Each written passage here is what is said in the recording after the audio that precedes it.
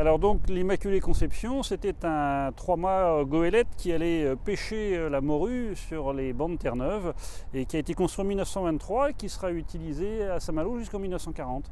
Pourquoi est-ce que ça se termine en 1940 ? Eh bien, évidemment, l'invasion allemande est passée par là et quand le bateau va arriver à Saint-Malo en 1940, eh bien, l'équipage veut découvrir l'occupation allemande dont il n'avait eu aucune nouvelle, aucune information pendant toute la durée de la campagne. Donc, en fait, j'ai eu la chance de découvrir sur un vide-grenier le journal de bord de l'Immaculée Conception des années 1937 jusqu'à 1940. Et ce journal de bord, eh bien, c'était la possibilité d'avoir la réponse à ce qui s'était passé justement pendant cette campagne de 1940.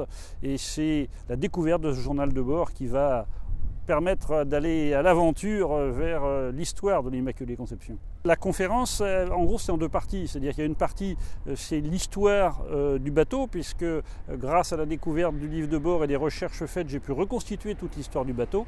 Et puis, une autre partie, la deuxième partie, c'est cette fameuse campagne de 1940. Qu'est-ce qui s'est passé ? Pourquoi est-ce qu'ils sont arrivés à Saint-Malo sans avoir aucune information ? Et qu'est-ce qui s'est passé après ?